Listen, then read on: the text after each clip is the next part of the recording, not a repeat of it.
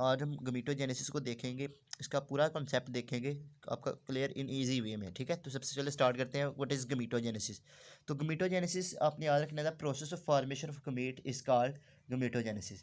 The process of formation of gametes यानी वो अमल जिसके अंदर गमीट्स की फॉर्मेशन होती है, ठीक है, उसको हम क्या कहते हैं, गमीटोजेनेसिस कहते हैं।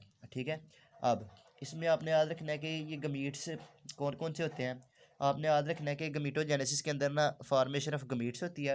अब ये दो तरह के गमीट्स हैं, ठीक है, यानी आपने याद रखना है कि डिप्लॉयड मदर सेल्स होते हैं, ठीक है, मेल और फीमेल दोनों में डिप्लॉयड होते हैं मदर सेल्स। इनके अंदर जब मियोसिस होती है, ठीक है, डिप्लॉयड मदर सेल्स के अंदर जब मियोसिस होती है तो मियोसिस से गमीट्स बनते हैं, ठीक है, स्पर्म और एग, ठीक है, स्पर्म और एग, ठीक है, ये गमीट्स हैं। इन गमीट्स ये हैप्लॉइड होते हैं, तो इनके बनने के प्रोसेस को हम कहते हैं जी गमीटोजेनेसिस। अच्छा, अब ये स्पर्म और एग बनते कहाँ पर हैं, ठीक है, मेल और फीमेल में। आपने याद रखना मेल और फीमेल के जो सेक्स ऑर्गन्स हैं ना, उन्हें हम कहते हैं गोनेड्स, ठीक है, मेल और female sex organ is called gonads. अब गोनेड्स जो है ना, गोनेड्स मेल के अंदर आपने याद रखना है कि मेल गोनेड्स जो हैं वो है टेस्टिस, ठीक है, और फीमेल गोनेड्स जो हैं वो है ओवरीज। यानी मेल के अंदर मेल सेक्स ऑर्गन टेस्टिस है और फीमेल सेक्स ऑर्गन उसकी ओवरीज है। ठीक है, अब टेस्टिस के अंदर जो है आपने याद रखना है स्पर्म बनते हैं, ठीक है, और ओवरीज के अंदर एग प्रोड्यूस होता है, ठीक है, एग। एग यहाँ पे इसको ओवा भी कह सकते हो, एग या ओवा दो नाम दे सकते हो। ठीक है, अब गोनेड्स कहते हैं मेल और फीमेल सेक्स ऑर्गन, मेल के अंदर टेस्टिस, फीमेल के अंदर ओवरीज, ठीक है, this is male structure, male and female के अंदर ओवरीज एंड ओवरऑल दोनों को हम कहते हैं गोनेड्स। अब मेल के अंदर जो स्पर्म बनने का प्रोसेस है ना, उसको हम कहते हैं स्पर्मेटोजेनेसिस, ठीक है, formation of sperm in male, यानी स्पर्म बनने का जो प्रोसेस है, the process of formation of sperm is called, ठीक है, स्पर्मेटोजेनेसिस, ठीक है, कॉल्ड स्पर्मेटोजेनेसिस। तो आपने याद रखना है कि मेल के अंदर जो स्पर्म बनने का प्रोसेस है उसको स्पर्मेटोजेनेसिस कहते हैं, और फीमेल के अंदर जो ओवरी एग एग प्रोडक्शन होती है वो जिस प्रोसेस के जरिए उसको ओजेनेसिस कहते हैं। ठीक है, इसको भी सेम लिखें, formation of egg in female body is called oogenesis, ठीक है, oogenesis कहते हैं। अच्छा, इसके बाद आपने याद रखना है कि अब सबसे पहले देखते हैं कि स्पर्मेटोजेनेसिस क्या होती है, किस तरह से स्पर्म्स की प्रोडक्शन होती है। अब स्पर्मेटोजेनेसिस का टॉपिक है हमारा स्पर्मेटोजेनेसिस, ठीक है, यहाँ पर राइट कर रहा हूँ स्पर्मेटोजेनेसिस। तो आपको पता चल गया कि spermatogenesis formation of male sperm is called spermatogenesis.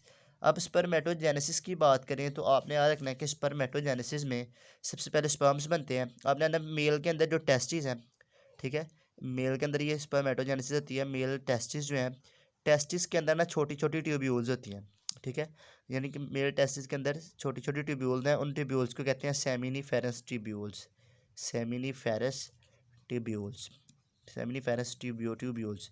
यानी इन ट्यूब्यूल्स की दीवारों के अंदर ना, यानी इन ट्यूब्यूल्स के जो वाल्स है ना, इनके वॉल्स के अंदर यानी कि दीवारों के अंदर आप कह लो कि कुछ सेल्स होते हैं जिन्हें हम कहते हैं कि जर्मिनल सेल्स होते हैं, जर्मिनल एपिथेलियल सेल, ठीक है, यानी जर्मिनल एपिथेलियल सेल्स होते हैं। ये वर्ड आपने याद रख लेना, जर्मिनल एपिथेलियल सेल। अब इन सेल्स, ये सेल्स जो है ना, इनके अंदर डिवीजन होती है। जब डिवीजन होती है ना तो ये माइटोसिस से डिवाइड करते हैं, माइटोसिस से ये कुछ सेल्स प्रोड्यूस करते हैं जिन्हें कहते हैं स्पर्मेटोगोनिया, स्पर्मेटोगोनिया। अब स्पर्मेटोगोनिया भी डिप्लॉयड सेल्स है, ठीक है, अब ये काफ़ी मिकदार में प्रोड्यूस होते हैं माइटोसिस से। अब इनमें से कुछ सेल्स ना फर्दर डिवाइड करते हैं माइटोसिस से, ठीक है, और कुछ नए सेल्स प्रोड्यूस करते हैं, यानी स्पर्मेटोगोनिया के अंदर कुछ सेल माइटोसिस से डिवाइड करेंगे, माइटोसिस से डिवाइड करने के बाद ये नए सेल्स प्रोड्यूस करेंगे जिन्हें हम कहेंगे स्पर्मेटोसाइट्स, ठीक है, यानी कि स्पर्मेटोसाइट्स, स्पर्मेटोसाइट। अब स्पर्मेटोसाइट्स बन जाएंगे जब, यानी हमने कहा जी साइमिनफेरेंस में जर्मिनल एपिथेलियल सेल इन सेल में माइटोसिस हुई तो स्पर्मेटोगोनिया प्रोड्यूस हुए, इनमें माइटोसिस हुई तो स्पर्मेटोसाइट्स प्रोड्यूस हुए। अब स्पर्मेटोसाइट्स जो सबसे पहले बनते हैं ना उन्हें हम कहते हैं जी प्राइमरी स्पर्मेटोसाइट्स, ठीक है। अब प्राइमरी स्पर्मेटोसाइट्स बनते हैं जब इन प्राइमरी स्पर्मेटोसाइट्स के अंदर दोबारा क्या होती है, इन प्राइमरी स्पर्मेटोसाइट्स म्योसिस से बने तो ये डिप्लॉयड है। अब इनके अंदर होती है म्योसिस, यहाँ पे सबसे पहले आपने म्योसिस वन होती है, ठीक है, म्योसिस वन। अब इस म्योसिस वन के नतीजे में ये प्राइमरी स्पर्मेटोसाइट्स जो हैं ये बनाते हैं सेकेंडरी स्पर्मेटोसाइट, ठीक है, सेकेंडरी स्पर्मेटोसाइट। अब सेकेंडरी स्पर्मेटोसाइट बनता है जब सेकेंडरी स्पर्मेटोसाइट्स के बाद आपने याद रखना है कि सेकेंडरी स्पर्मेटोसाइट में जब म्योसिस से बने हैं, म्योसिस वन से, तो ये हैप्लॉइड होते हैं, वन एन होते हैं। इसके बाद सेकेंडरी स्पर्मेटोसाइट में फर्दर म्योसिस होती है, म्योसिस टू, ठीक है, म्योसिस टू। अब ये म्योसिस टू जब इनमें होती है तो म्योसिस टू के नतीजे में सेकेंडरी स्पर्मेटोसाइट बनाते हैं स्पर्माटिड्स, स्पर्माटिड्स। अब स्पर्माटिड्स जब बनता है तो स्पर्माटिड्स, अच्छा, स्पर्माटिड्स भी हैप्लॉइड है। अब आपने यार ना स्पर्माटिड्स ना इमोबाइल होते हैं, ये मूव नहीं कर सकते। इमेच्योर सेल्स होते हैं और इमोबाइल होते हैं, स्पर्माटिड्स मूव नहीं करते। तो इनके अंदर ना कुछ चेंजिंग होती है, चेंजिंग होने के बाद इनको मेच्योर कर दिया जाता है और मोबाइल हरकत करने के काबिल बनाया जाता है, तो फिर इन्हें हम कह देते हैं स्पर्म्स। अब वो चेंजिंग क्या है वो मैं आपको बताने लगा हूँ कि इन स्पर्माटिड्स के अंदर ना आपने याद रखना है कि स्पर्माटिड्स जो हैं इनके अंदर कुछ चेंजिंग होती है, यानी इनके अंदर इनकी कह लो कि एक नेक डेवलप होती है, ठीक है। नेक के बाद कह लो कि इनकी यानी नेक, हेड और एक माइटोकॉन्ड्रियल रिंग डेवलप होता है, और इस तरह से ना इनकी एक टेल डेवलप हो जाती है, ठीक है। अगर आप आपको बताऊँ तो यहाँ पे इसका कह लो कि यहाँ पे एक ऑर्गेनल बनता है जिसे हम कहते हैं एक्रोसोम, ठीक है। ये एक्रोसोम जो होता है ये जब फर्टिलाइजेशन करने जाता है ना तो ये एग की दीवार को ब्रेक करता है। इसके बाद इसकी ये यहाँ पे न्यूक्लियस मौजूद होता है, ठीक है। न्यूक्लियस थोड़ा श्रिंक हो जाता है, श्रिंक को सिकुड़ जाता है, ठीक है। श्रिंक न्यूक्लियस ही होता है, न्यूक्लियस भी होता है।